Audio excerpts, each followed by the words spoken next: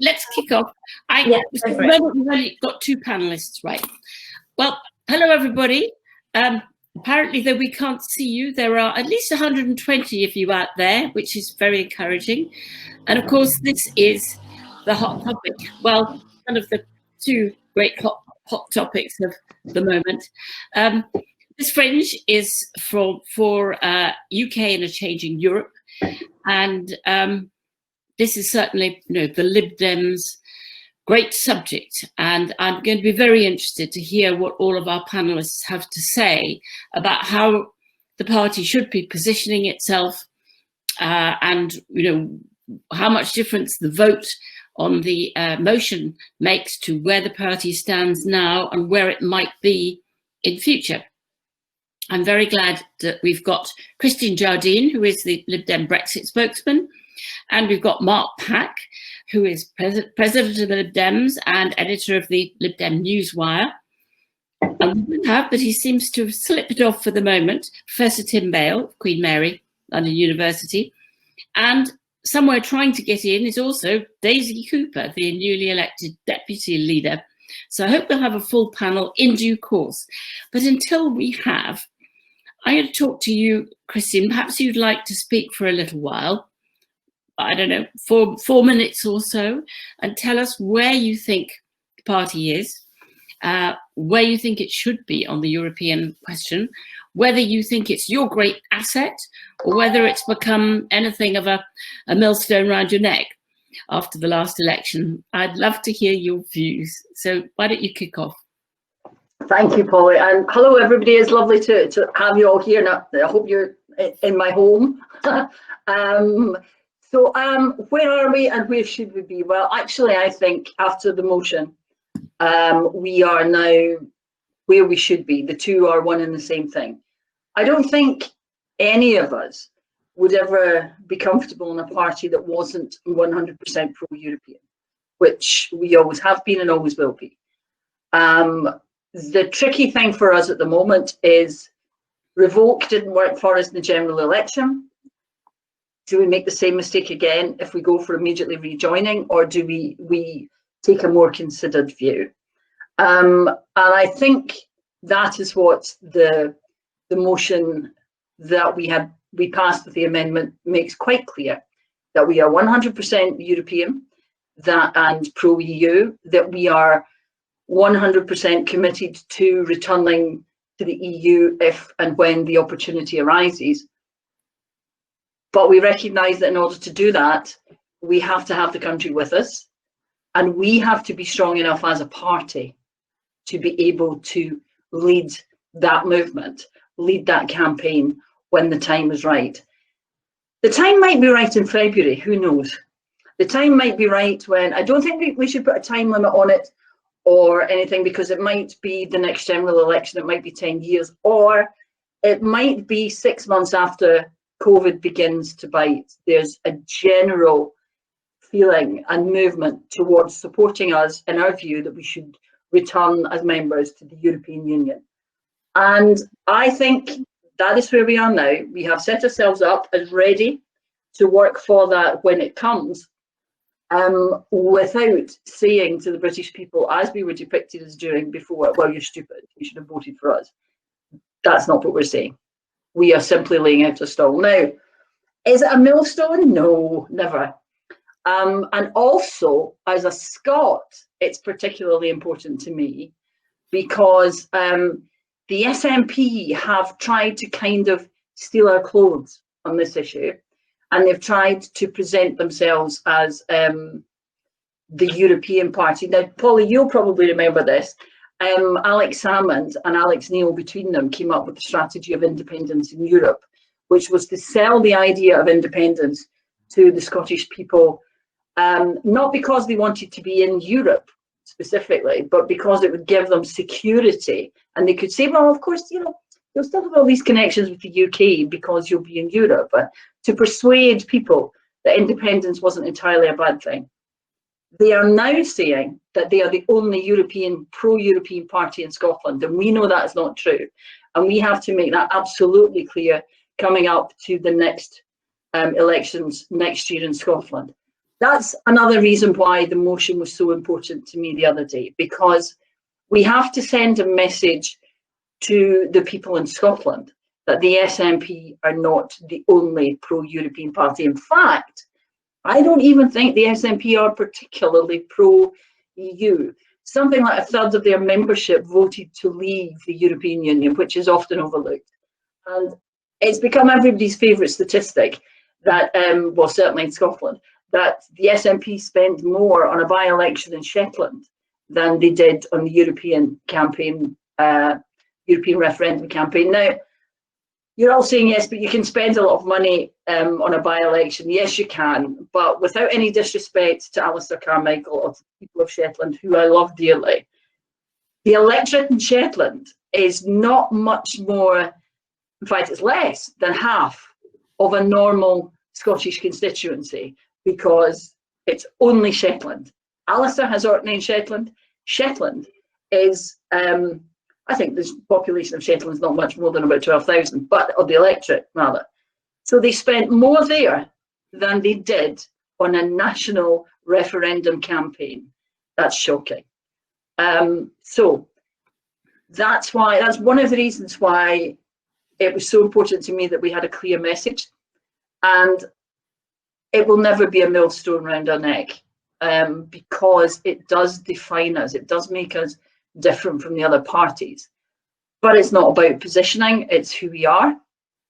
And I think it will send a message to the voters throughout the United Kingdom, one that we've needed them to see for a while, which is that we're committed to it and we will fight for it, and they can trust us to carry on being the voice of Europe in British politics.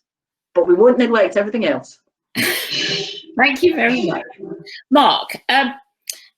I think what everything Christine said is really, really fascinating. I think the Scottish perspective, very important, too often gets left out, and extraordinarily important. But Joe Swinson seemed to come a bad cropper by going too European. Is there a danger that that has tarnished you or tarred you so much as, you know, whatever else, we're just pro-Europe, to hell with the electorate, we don't really believe in the referendum result, we're not really very democratic, we would have pushed it through without another referendum. All of that did an awful lot of harm at the last election. Is there a danger that banging on about Europe too much now will also harm you? And it might have been better to have had a slightly softer motion. What was your view? Hang on, it's sorry, your microphone's not on. Can you press your microphone? No sound. Christine, can you hear him? No. No, afraid we can't hear you, Mark. I don't know whether you can come out and in again, or is there just a microphone button in front on your screen? We're having bad luck. Can't hear a word.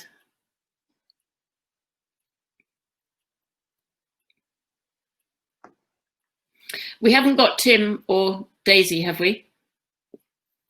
Nope, it's just us.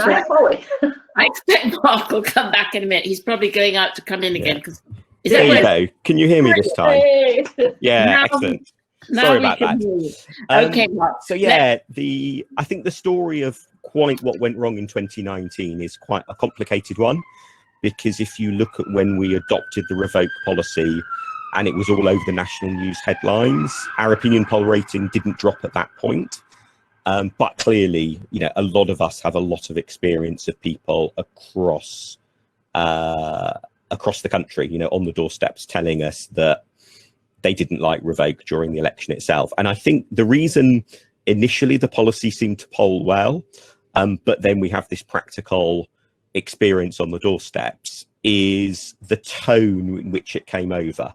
And particularly the point at which we adopted revoke, it was either revoke or no deal. And that sort of felt like it was a choice between two extremes in a way. And when it became between revoke and a deal, and particularly the word revoke, there's something quite sort of harsh and U-turny about it. You know, it came over, I think, in a way that had it possibly been packaged differently, had we possibly used different language about it, it would have worked rather better. And certainly I think an important lesson is that whether or not the revoke policy could have, you know, been made to work in December, which, you know, could be a whole debate in itself, is it is a reminder about the importance of the tone. And I think this is vital to how we do our pro-European campaigning in future, because the way we will end up winning is by drawing people towards us. It's not by sounding like we are caught in bitterly wanting to refight previous battles that we lost.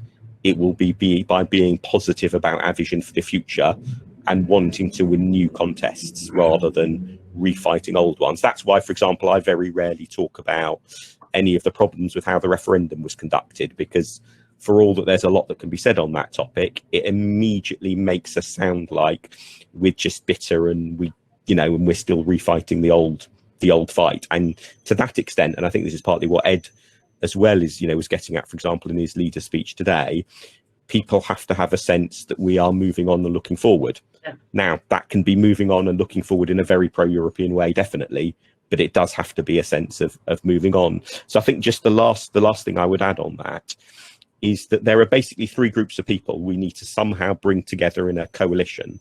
One are the hardcore Remainers who want us to be campaigning to rejoin tomorrow. And obviously that was, in a way, the proposition put in the defeated amendment in last night's debate. The other is that, you know, group of people who are pro-European but recognise that immediately calling to rejoin tomorrow may not get a good hearing from the public. And the third group of people are those sort of soft leavers, many of whom will be hit badly by what happens on January the 1st. And what we need to consistently find are messages to push, campaigns to run, questions to ask in Parliament and so on, that can unite those three people, those three groups, so that over time that becomes a very clear, consistent pro-European majority, and that's the way then to end up winning. What do you think the difference will be between, say, a Keir Starmer position at the next election and a Lib Dem position? It's going to be a small shade of the odds. Do you want to go first, Christine? You probably know him better than me in terms of judging his view. I suspect the Labour Party will have the same problems at the next election that it had at the last one. We're already seeing them doing some fence sitting on this issue. And I think when it comes to 2 years out from the general election, the Labour Party will start arguing about what their policy is. And I think we will have the advantage of being the only ones who are pro-European. But the next election, it might not be enough. And between now and then, well, we have to, as Mark says, we have to bring different coalitions of people together. And what we have to do more than anything else is, in this period, we have to convince the British public that we are not a single issue party. We're not UKIP in reverse. We have to get across our other policies. The other big decision for me over the weekend was UBI. And although it's just a principle and we'll look at different schemes, it sends a message, I think, to the electorate that we actually care, that in this crisis that we've got at the moment, we care about the people who are being excluded. And I think that will be important going forward, because that should go hand in glove with why we want to go back into Europe when we get to that point. It shouldn't be for big business or macroeconomics. It should be because it's what's best for employment in this country. It's what will protect jobs. It will lead to inward investment in manufacturing. It will make people's lives better. That should be why we are able to, and how we're able to convince people to do it. So the two go hand in glove. So between now and whenever the opportunity comes up, we have to promote ourselves as a party which cares about people. Thank you very much, Christine. Tim, it's great to see you back. Here is Professor Tim Bale, professor at Queen Mary College, University of London. That you're looking better. Thank you. Thank you. It was very jerky before, and now you're looking all smooth and much to watch. So, Tim, we've been talking. I don't know if you've been able to hear us. I've been able to hear a little bit of it, yes. Yes. Well, we've been talking about the inevitable. First of all, what went wrong last time? And Mark spoke a lot about the tone being wrong as well as the content, and Christine talking about. I like the idea that you're not UKIP in reverse, a single issue party. Perhaps, Tim, you could talk to us a bit about where you think the Lib Dems, how they wrongly positioned themselves at the last election, and whether you think this latest position is the right place for them to be. Well, I would say in response to the second question, definitely. I think it would have been not necessarily fatal, but let's say a very bad idea for the Lib Dems to position themselves as a rejoin party. I think that would have been just as bad as it was at the last election, positioning themselves as the revoke party. I think one of the things that came through from research done at the time by all the parties at the last election was that a very large majority of voters, especially, of course, those who were sympathetic to leave, felt it was very important to respect the result of the referendum. Now, some of them, I think, were prepared, perhaps, for another referendum that might override that result, but they certainly weren't prepared to see what they thought was an undemocratic means of overturning the referendum result.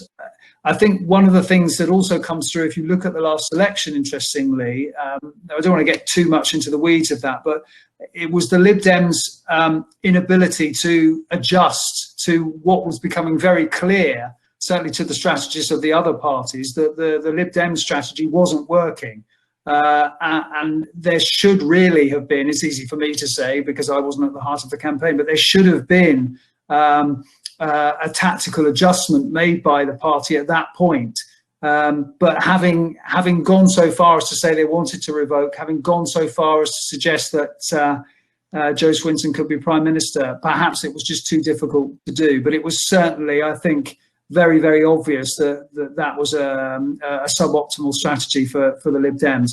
So to return to the question of where they go now, I mean, if you look, as we have done in some research, as to where the Lib Dems are likely to pick up seats next time, they're not actually really in competition very much with the Labour Party. So they really need to be thinking about how they pick up seats from the Conservative Party. If there's a kind of 5% swing against the Conservative Party, then the Lib Dems, stand to have a chance in, another 10 seats, for example. So although people talk about them getting close to the Labour Party and perhaps being a support party for the Labour Party after the next election, I think it's very important that the Conservative Party, the Liberal Democrats, don't position themselves too close to the Labour Party on any issue. Actually, they need to think that most of the voters they are interested in are in seats in the south of England, largely speaking, around London, some in the home counties, some just above, some in the southwest of London. And that's really where the kind of most fertile territory for the party is. Now, on Europe, I think, they will have a reasonable chance of arguing that, Brexit has been damaging, that we need a closer relationship with the EU, and there will be a large amount of territory there, because even if we leave with a free trade agreement at the end of this year, it's not going to be a particularly close relationship with the EU. So there is plenty of room for a party to argue that we need to do if you like, a thicker free trade deal with the European Union, without needing necessarily to argue that this means rejoining or that this is necessarily a precursor to rejoining. It is simply an argument to say that this is our biggest market and we need to, get a little closer to that market. Tim, Christine suggested that Labour would be in a tangle, would be arguing with itself again, wouldn't have a clear EU policy. It's sort of my hunch that Keir Starmer will be in a position to guide Labour into a position where it will be saying exactly that. We should have a stronger relationship with Europe. They might not talk about rejoining. That might be the dividing line.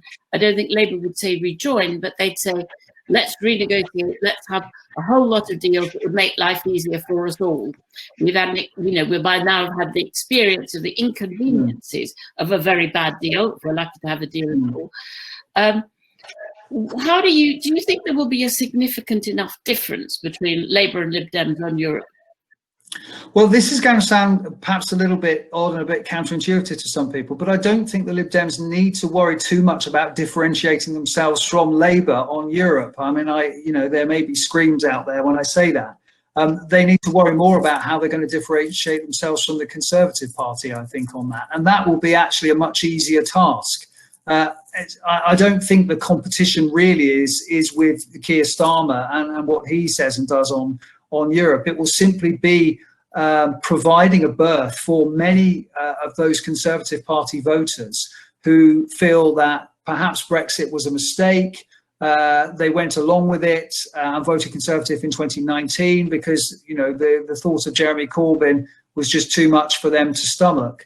But should Brexit not turn out particularly well, they may well be looking for another option. Many of them will find it difficult and indeed, given where they live, pointless to vote for the Labour Party. But that's where I think the Lib Dems do provide those kinds of voters with a realistic alternative. And certainly, I think if that realistic alternative is based on moving closer to the EU in order to promote greater diplomatic cooperation, greater economic cooperation, rather than necessarily saying, we want to rejoin, then that will be quite an attractive option for many of the voters that the Lib Dems want to pick up and that they need to pick up in order to win back, seats so that they get at least into the kind of late 20s and early 30s, as they are capable of doing. Can I just ask, do we have Daisy arriving at any point? She was here, but somehow technology got the better of her, I'm afraid. Mark, let me just ask you something. If Boris gets some kind of deal at the last moment, it's likely to be a very thin deal, whatever the deal is and however thin, he's going to be whooping it up. It's the most fantastic, the most brilliant, the best, the most world-beating deal there's ever been. And people will be quite glad to believe that. Do you think at that point there's a danger that people just absorb that? He said he'd get it done, he got it done, it's done, out of the way, let's forget it. And those of us who are picking over the entrails in say 6 months' time, we'll be talking about rather abstruse and difficult and technical things about the relationship with Europe that has never much interested Brexit-inclined people anyway. Is it going to be a difficult issue to keep flying if he succeeds? Yeah, that may well be the case. And I think this is one of. Are you able to hear me okay this time? Yeah. Yeah. I think that may well be the case. And that was actually one of the reasons why I was in quite a small minority in the party earlier in this year in saying, actually, we shouldn't have the Euro debate at this conference. We should leave it to the spring conference next year. And I can understand why people decided it was better to have the debate at this conference. But there's such uncertainty about what's going to happen on January the 1st and January the 2nd. And particularly for Tory-leaning, sort of maybe Leave-inclined people, in the midst of coronavirus, I think you're right, Polly, they're going to want to, we all in the midst of a crisis want to try to latch on to some good news. So even if Boris Johnson pulls a very bad deal out of the bag at the last minute, there may well be, for a lot of people, a real desire to believe that it's an okay deal. And so it may be that public opinion moves relatively slowly. On the other hand, if there's complete chaos with the introduction of the border between Kent and the rest of England, let alone the Irish North Sea, who thought we would be worrying about a border at Medway, then it might be the public opinion moves much more quickly. And so I think we have to be nimble. And that's why, although I think that, my colleagues who were sort of proposing that we adopt a 10-year plan to get back into the EU, I'm no doubt very well intentioned with drawing that up, but I think it was a mistaken idea because we don't know. It may be that 10 years looks too short. It may be that 10 years looks, far too long, and then actually something can happen much sooner. And if there's any lesson we can draw, just to sort of wrap this up, from the last couple of years on Brexit, it's that anyone who thinks they know for sure what the situation is going to be on January the 1st, you might be lucky and you might be right, but you're kidding yourself if you're really confident that your guess is right. Christine, as Brexit spokesperson, you must be thinking hard about exactly that. How do you respond to the government whooping it up that they've got a fantastic deal, celebrations in Trafalgar Square, and probably that won't be allowed because we'll still be deep COVID, but some kind of celebrations. How do you think that's going to feel? At the moment, I can't see past the lorries in Kent, and I think that will make it very difficult for them to whip anything up. The Road Haulage Association, who, to be honest, they've kept supermarket shelves stocked. They've kept, medicines in our pharmacies. They've kept, food moving about within the UK as well. They are saying that come 1st of January, it's going to be well nigh impossible, because even if they get a fantastic deal now, the government has not actually done the paperwork that is necessary for any deal to work. They've not done the administrative stuff. They've not got the customs agents in place. And that is the main problem. It's not a deal. Well, a deal is a major problem, but they're not going to be able to move, even with the deal, they're not going to be able to move lorries about without customs agents in place, and they haven't done the training. And we've now got, 92, 93 days left, and those are not working days left before we leave the European Union. So I think that, and I might be being, I don't know whether it's pessimistic or optimistic, but I firmly believe that it will be very difficult, regardless of what Boris is able to come up with, and whichever rabbit he pulls out of a hat this time, if indeed he can, be very difficult to sell it as a major success once we get past the 1st of January, because there will still be problems that he hasn't addressed and his government haven't addressed, and they haven't done any contingency planning. And I think that going forward, that will be what, if you like, defines his premiership, is that he's been shown to have a complete lack of planning capability, leadership abilities, and this will be clear in Brexit. If I could just go back to something Tim said, though, another problem the Labour Party is going to have, and what might make it difficult for them in any circumstances, really to challenge on their own in future, is that they're in meltdown in Scotland. They're in absolute disarray. They had a vote of confidence in their leader just 2 weekends ago, which was then withdrawn at the last moment. They have gone from being, having Labour hegemony in Scotland, which helped deliver, was instrumental in delivering Labour government in the UK, to having one seat in Westminster. And that one seat is one that they win with a lot of our support in Edinburgh South. So unless the Labour Party can get itself together in Scotland and they can sort themselves out, then I am not entirely convinced that even with our help and our backup, they're going to be in as strong as a position as everybody thinks. I think that might divert them from actually coming up with a proper policy in Europe, because their internal divisions will be so huge. We might see what's happened in Scotland impact on the leadership and the organisation in the rest of the UK after next May, when we see just how bad it is for them. Tim, they've more or less acknowledged that the first few months, January, February, March, lorry chaos, Kent chaos, Kent suddenly seems to become part of Europe all of a sudden, to everybody's surprise, and all of that. But it's not going to last very long. They will sort it out. One way or another, they will make sure. Muted. Me? I'm muted. Can you not hear me? I can hear you. I can hear you. Saying that he's muted. Oh, he's muted. Yeah. Have we? There's a problem. What can we do? Is there anything? Oh, no, he's gone. He's gone. Perhaps he's going to come back with his voice back with any luck. I mean, it seems to me, I'll put it to you, Mark, that after a few months of chaos at the beginning of next year, we'll get through that. Oh, there he is. Can you hear now? Yeah. Oh, great. There you are. I was muted by one of the moderators. Don't worry. I don't know. Oh, right. You must have been swearing. I can't think. Probably. Sorry. Carry on. Right, so I was going to ask you, after a few months, they will sort it out. There may be lorry chaos that people will remember for a while. I mean, lots of very bad things will be happening to industry. Lots of very bad things will be happening in terms of jobs and all kinds of particular disasters. But that political visual impact of what we're going to see, he's gone away again.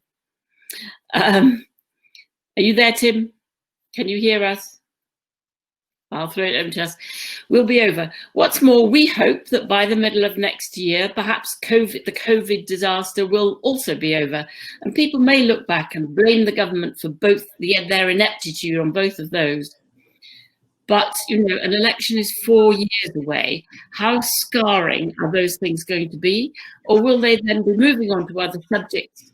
And all of those people hoping that they've fallen on their face and picked over their shoelaces, it's going to turn out to be not quite like that. Well, I mean, I think you make a good point that the election is probably a long time away. Having said that, the research suggests that actually events that occur early on in the life of a government can actually have a long half-life. And we only have to think back, for example, to the incident of Black Wednesday in 1992, which effectively scuppered the Conservative government that had been elected earlier that year. I mean, there were other problems as well, for the next 4 years or so. So I do think that if people, do find that there is a measurable, tangible downside to Brexit, and it may well be the case, that won't necessarily be forgiven just because it happened, 4 or 5 years ago, especially, of course, if it comes at the same time as what many people are predicting, severe economic difficulties as a result of the COVID-19 outbreak. So I think any Conservative who thinks that, we can ride this, it'll be a bump in the road, etc., is actually fooling themselves. It's going to probably, I think, be a lot more than that for a lot of people. I don't think people will necessarily forgive the government if there are problems due to Brexit, and those would be, short-term disruptions that we've already talked about. Those might be shortages, those might be consequent price rises, simply because they're coping with another difficult situation in COVID-19. I think they will hold this government to account, because this, after all, is a Brexit government. There's no doubt about that. So it's. But I hear Tory MPs saying, the point is that Brexit will now be hidden in the great catastrophe of the COVID-19 economic recession. Everybody knows we're in for a huge recession. Everybody knows this is global. And all right, if Boris didn't handle it very well, at any rate, it was a disaster that was not of his making in the first place. But somehow the Brexit, it'll be very hard to disentangle economically. Well, I'd have two responses to that. One is, I think, actually the difficulties caused by, for example, a no-deal Brexit, or even by the very thin FTA that people are suggesting, are going to be quite different from what people have already experienced as the result of COVID-19. So, as I say, they will be, and Christine's pointed to them, disruption at ports, disruption to supply. There will be price rises if those disruptions occur. So they will be different. Okay, that's one thing I'd say. And the second thing I'd say in reply to that is, to be honest, if there is a huge recession, whether it was due to Brexit or whether it was due to COVID-19 or whether it's due to global forces, people are going to be blaming the government. So to be honest, the causes of that economic disaster are going to be irrelevant. They will hit the government really, really badly, whatever. Right. Mark, do you want to come in at this point? How do you think politically you respond? I mean, Keir Starmer has been very delicate not to be seen to be exploiting the disasters that are falling on us. being very analytical, saying, why haven't you got the test and trace system running? Why didn't you get PPE running? Why did you tip people into nursing homes? But very careful not to go too far and not to look as if he's gloating or making political capital out of it. That's going to be just important for your party, isn't it? Definitely. And I think particularly because there is something quite different about the coronavirus issue in that with most government blunders, a natural part of what opposition involves is talking blunder and talking about how awful the consequences might be of the blunders. Coronavirus, one of the potential, and not just potential, one I'm sure undoubtedly of the impact of the blunders the government is making, is that people on this call, for example, will lose friends and relatives. That people will literally die because of these mistakes. And so there's a real importance to not be spreading, in that sense, fear and apprehension. And there's definitely a big political sort of battle to be had over responsibility and who made what mistake when and so on. But I think some of that has to wait until after coronavirus, because otherwise you risk sounding like an opposition that's going around trying to scare people that their loved ones might be about to die. And so that tone is absolutely crucial. But I think Tim is absolutely right that in a sense, it doesn't quite matter what the mix is of coronavirus, Brexit, global recession that may hit this country, because in a way the government will sound very evasive if it says, well, that bit don't blame on us, blame on the EU, and that bit don't blame on us, blame on coronavirus, and this other bit don't blame on us, blame on global. People will just blame the government, or they will think the government's doing a good job. So my general is to remember that the public noticed far less than we think, but they remember for far longer than we expect. And so the images of the bodies piled up, unable to be buried because of trade union strikes in the late 1970s, those were images that damaged Labour really all the way through to certainly John Smith and probably Tony Blair's ascension to be Labour leader. So although the long traffic queues in the independent Republic of Kent may only last for a short period of time, the imagery may well be the sort of thing that even in a decade's time, people are recalling in focus groups as to why they'll never vote Tory again. And it will be our job to remind them. Just pick up a point here. I think I should pick up a few comments from our viewers out there. Josephine Hayes, interesting point, says anti-EU rhetoric is hardening into millions of voters' neural networks. Now, it's very difficult. Deborah Mattinson's book that's just out, a pollster focus group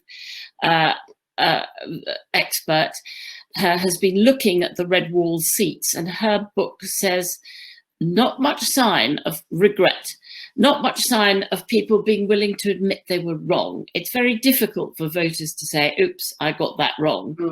They have to find somebody else to blame. There's no doubt that the worse Brexit gets, the more vociferous, angry the tabloid press will be. The 80% of the press in this country that's right-wing and Eurosceptic, they will be very keen to stir it up as much as they can, to blame Europe, to blame the French, to blame whoever they can get their hands on. I mean, what makes, perhaps Christian, you'd like to answer this, what makes people admit they've changed their minds in your experience? I don't think you ask them to change their minds. I think you just ask them to make a different decision. I think if you say to people in, say, the red wall seats, well, you got that wrong, didn't you? Then no, they won't change their minds. But if you say to people in the red wall seats, oh my goodness, look what has happened. None of us expected this. Isn't this dreadful?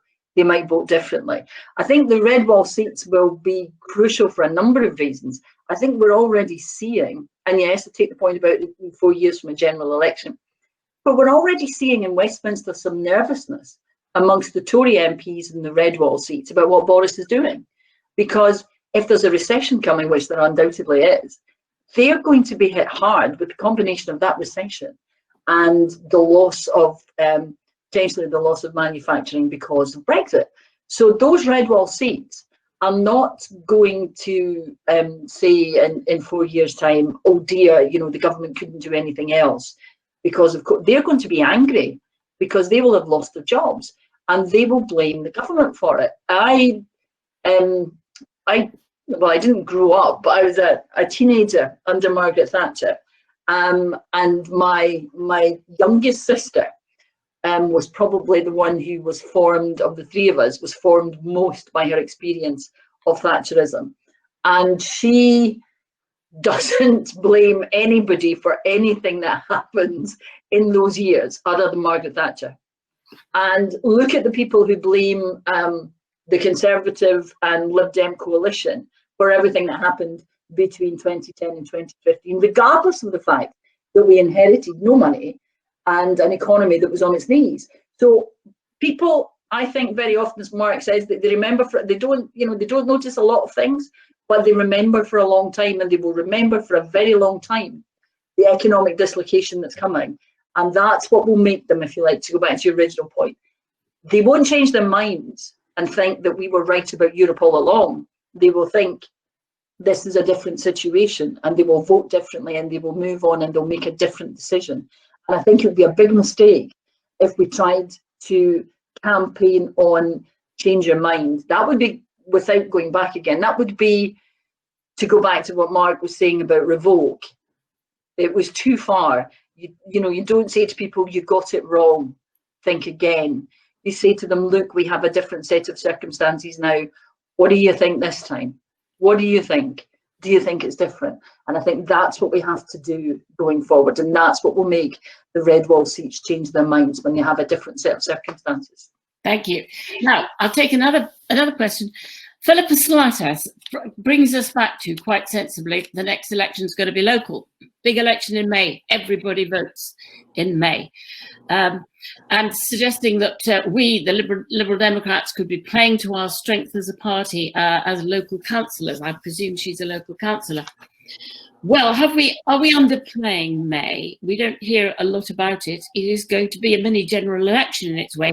Tim, tell us what we'll be able to tell from May results. How important will they be?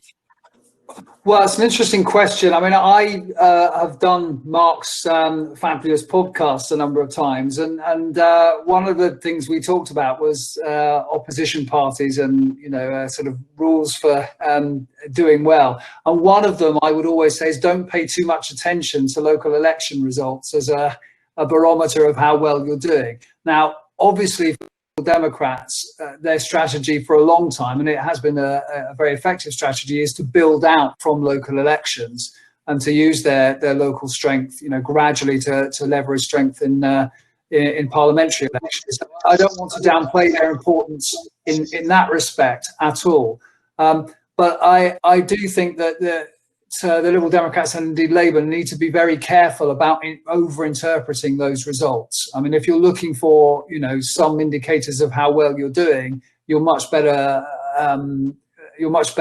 advised to look at opinion polls rather than local election results. Even though, of course, the classic thing that we'll always hear from politicians is those are the polls that really count. Actually, kind of midterm, they're not. Honest. But I mean, we've talked a little bit about the red wall, but I mean, it's worth saying that, of course, that isn't really where the Lib Dems need to be concentrating their fire. And as we said in our report, if we're talking about the Liberal Democrats, making gains at the next election, and we're talking, say, about a 5% swing. I mean, I'll go down the list. They are East Dunbartonshire, Wimbledon, Sheffield, Hallam, Carshalton and Wallington, Cheltenham, Winchester, Cheadle, South Cambridgeshire, Esher and Walton, Lewis, Guildford, Eastbourne, St Ives, Cities of London and Westminster, Hazel Grove. Okay, now those are the kind of 15 seats that the Lib Dems stand a chance of gaining, and I don't think anyway that any of those were red wall seats. So while clearly Christine's right to talk about the red wall and regret there, if we actually bring it back to what the Liberal Democrats need to do, and I noticed in the chat there was some consternation when I said, the Lib Dems need to concentrate on disaffected Conservative voters. But to be honest, that is where you know the most fertile territory is.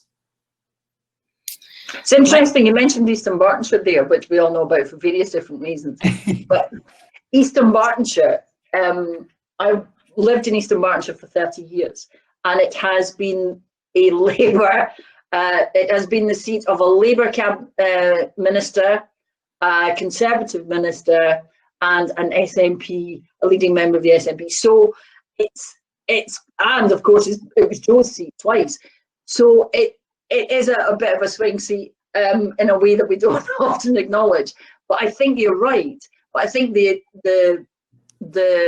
significance of the red wall will be in the overall picture. It will be in, can Labour win back those seats, and let us, if we can win the seats that we're strong in, then we will. But also we've got the Scottish parliamentary elections and the Welsh parliamentary elections next year.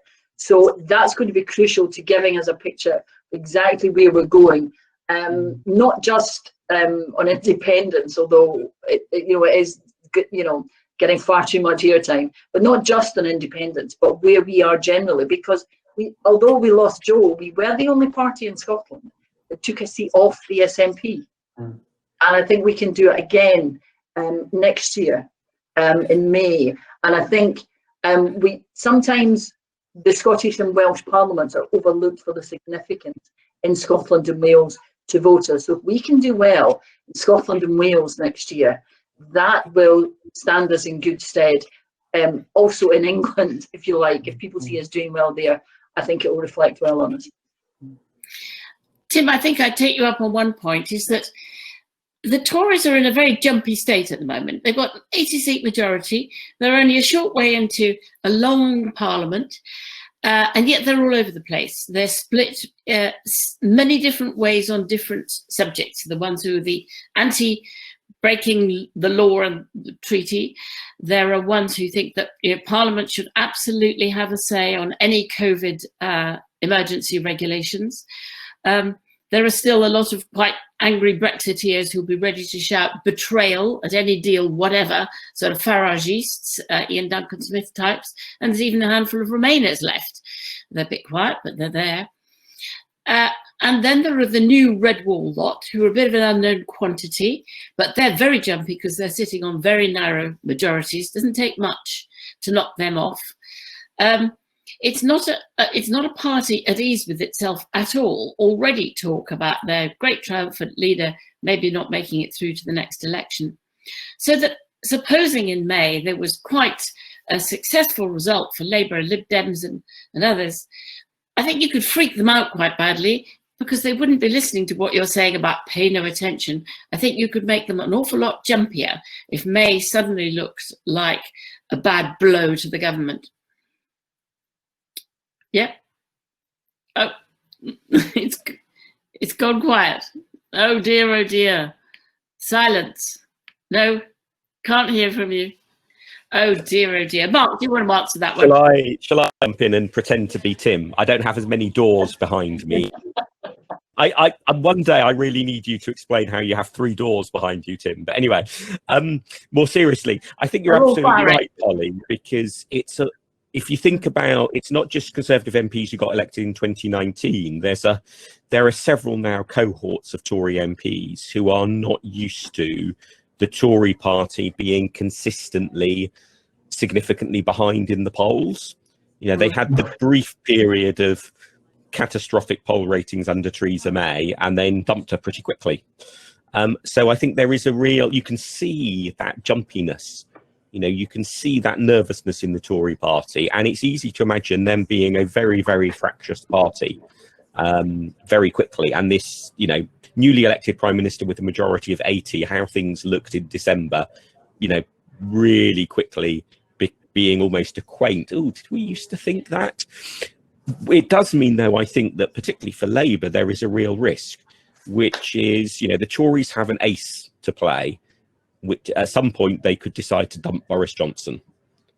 And, that is the one advantage that a government has, is that it can dump its leader and get a new leader in who gets to introduce themselves to the British public very much on their own terms. You know, it's really hard for a new leader to get themselves in front of the British public unless you have that platform that being Prime Minister gives you.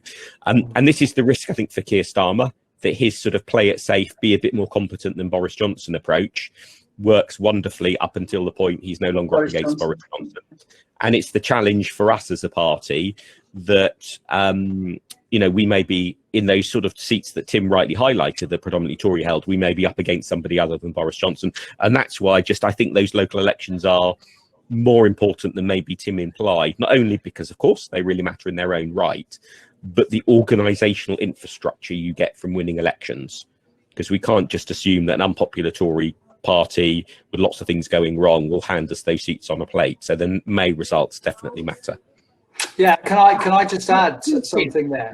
Now that I've been unmuted, it's also important to say that the Conservative Party still is at a relative disadvantage compared to the Lib Dems and indeed the Labour Party in terms of its boots on the ground. Now, of course, in some ways that didn't seem to matter very much in 2019 because there was so much else that mattered. But in a closer election, which 2024 might be, the fact that the Liberal Democrats have managed, as far as I'm aware, anyway, to maintain their memberships, near to 100,000, and that the Labour Party doesn't seem at the moment, anyway, to be losing members hand over fist, I think, will be a worry for the Conservative Party. Now, the Conservative Party managed to put on some members before the general election as a result of Boris Johnson becoming leader, and they got up to around 190,000. But actually, for the kind of geographical spread that the Conservative Party has, that isn't that many. So that is going to make it more difficult, I think, for them to do well at local elections, and it could, as I say, in a close race, make it rather more difficult for them to do well at a general election. But I do take Mark's point about leaders. It's very, very difficult for political parties now because we know from research that people take leaders much more into account in their kind of vote calculus than they used to do back in the sort of 60s, 70s, and even the 1980s to some extent. So it's inevitable that parties, when they're thinking about how to attack their opponents, go for that leader. But Mark's quite right. If you concentrate too much on one particular person, he can, especially with the Conservative Party, be very, very easily replaced. And we only have to go back to 1990 for an example of that, where really Neil Kinnock and Labour, I think, Polly will remember this, I'm sure, didn't necessarily think that the next election was a done deal, but thought they had a pretty good chance if Margaret Thatcher stayed around. And then the Conservatives defenestrated her in, and it looked like a completely different Conservative Party, at least for a few months, and that did the trick. So I think Mark's warning is a very good one for the Liberal Democrats. It will be very, very easy for them to attack Boris Johnson. He's doing Brexit, he's doing culture wars, etc., etc., etc. If, for example, someone like Rishi Sunak comes in, a very different kind of Conservative, if you like, certainly looks like a very and sounds like a very different kind of Conservative, but will be a completely different proposition that the Tory party is able to offer to people. Now, it may be an illusion as far as the Liberal Democrats and Labour are concerned, but it will be quite a powerful one, I think, as far as voters are concerned. Well, I would sell Rishi Sunak shares if I were you. I think he may be Mr. Mass Unemployment in 6 months. Well, you could be right. We shall see. We've only got a few minutes left. I'm only going to take one. I'm going to take one more question and slightly widen it out. Carol Braithwaite says, was promoting tactical voting a mistake? Now, I'm going to throw into that as well the Lib Dems' strong position on proportional representation, which is something I passionately believe in, but it's another Lib Dem USP, clearly identifies you. Tim, does that do them more good or more harm? Tinkering with the electoral system, does it make any waves, or do people just feel, and tactical voting as well, do they feel this is sort of trickery?